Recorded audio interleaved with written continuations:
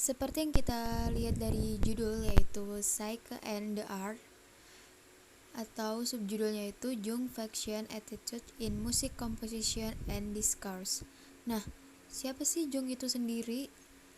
C.G. Jung, atau yang bisa disebut dengan Carl Gustav Jung. Beliau lahir di Caswell pada 26 Mei 1875, meninggal di Konstanz pada 6 Juni 1961 di usianya yang ke-86. Beliau adalah seorang psikologi yang berasal dari Swiss dan seorang yang merintis dan mengembangkan konsep psikologi analitik atau psikoanalisis. Pendekatan Jung itu sendiri terhadap psikologi yang khas dan membawa pengaruh yang luas di bidang tersebut. Itu terjadi karena konsep pemahamannya tentang kepribadian melalui konteks mimpi, seni, mitologi, agama, serta filsafat. Selanjutnya ada Jung and musik. Apa sih hubungannya Jung dengan musik? Nah, jadi di antara seni dan humaniora, musik menempati posisi paling lemah untuk Carl Jung. Jung mengalami ambivalensi seumur hidup terhadap musik, baik sebagai modalitas terapeutik dan sebagai media artistik. Nah, ketika dia memimpikan musik organ yang ia selama mimpi itu perpisahan yang sangat menyakitkan. Jung berpendapat bahwa keterlibatan sadar pasien dengan musik memberikan titik stabilitas yang memungkinkan untuk mencegah regresi psikis akibat adanya putus hubungan rasional. Nah, dalam contohnya itu, musik bekerja di bawah permukaan jiwa. Sebagian besar tidak dapat diakses oleh kesadaran dan mewakili bagian-bagian kepribadian yang membutuhkan pengembangan dan perhatian. Selanjutnya ada model tipologi Jung. Jadi apa sih itu model tipologi Jung? Jadi, di dalam tipologinya Jung itu, Jung mengamati bahwa individu itu cenderung untuk menghadapi, memanipulasi, dan memahami dunia itu dengan cara yang disukainya. Nah, selanjutnya Jung itu mengidentifikasi 8 strategi kognitif yang disebut fungsi. Nah, karena mereka itu dihasilkan dari 4 kombinasi fungsi. Yang pertama itu ada berpikir, merasakan, sensasi, dan intuisi. Nah, dari 2 sikap itu tuh ada ekstraversi dan introversi. Nah, 4 fungsi selanjutnya itu tuh ada rasional dan irasional. Nah, di dalam rasionalnya itu terbagi menjadi berpikir dan merasa. Dan di dalam irasional itu tuh ada sensasi dan intuisi. Selanjutnya ada music and type misconception. Nah, di sini Jung berkomentar bahwa musik adalah seni merasakan kesempurnaan. Nah, maksudnya tuh apa sih? Jadi, menurut Jung, musik idealnya merupakan contoh rasionalitas pencerahan dengan setiap elemen dan bagian memainkan peran yang telah ditugaskan dan berkontribusi pada keseluruhan. Musik dapat memperoleh asosiasi dan karakteristik yang berbeda, tergantung pada kecenderungan individu atau komunitas yang menggantikannya.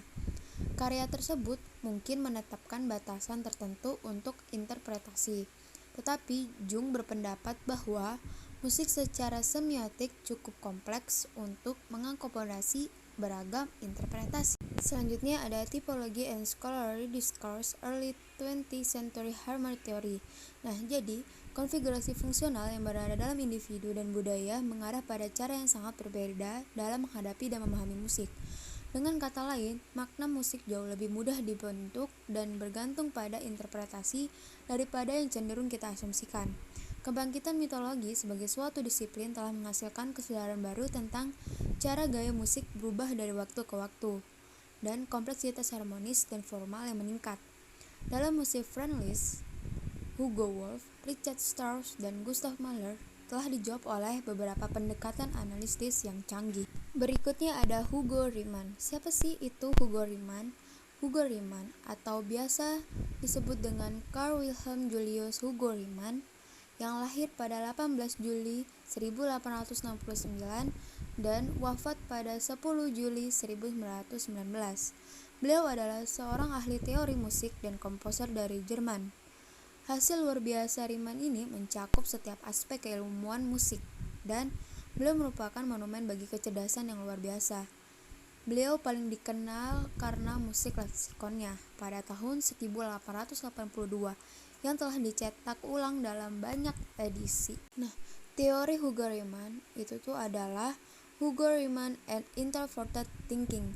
Hah? Apa sih itu? Nah, jadi bagi Riemann adalah gagasan pertentangan yang tampak menutupi kesatuan yang mendasarinya, dan dia menerapkan konsep ini di setiap kesempatan. Derivasi ini menempatkan Riemann bertentangan dengan doktrin tradisional bahwa baik triad mayor dan minor dapat diukur dari akar harmonisnya. Selanjutnya, inovasi Riemann tidak dapat dipahami kecuali seseorang memahami konsekuensinya yang mengikutinya. Fitur penting dari mayor dan minor untuk Riemann adalah bahwa mereka setara dalam perlakuan teoretis mereka dan dalam perilaku praktis mereka.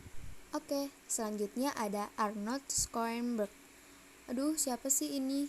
Nah, beliau adalah seorang komponis ekspresionistis, dirijen, dan musikolog Austria-Amerika yang telah menciptakan metode baru komposisi berdasarkan baris atau seri dari 12 nada.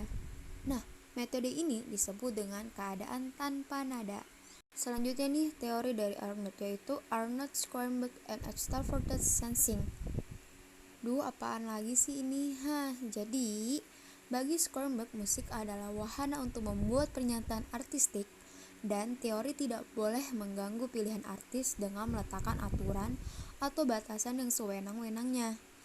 Fungsinya bersifat organisasional dan pedagogis. Yang penting bagi Schoenberg bukanlah justifikasi teoritis untuk perubahan akord. Sebaliknya, adalah ketidakpedulian mutlak terhadap perbedaan tradisional. Ada siapa lagi nih? Nah, ada Heinrich Schenker. Heinrich Schenker adalah ahli teori musik, kritikus musik, guru, pianis, dan komposer. Wah, hebat ya. Dia terkenal karena pendekatannya terhadap analisis musik. Sekarang biasanya disebut analisis Schenkerian.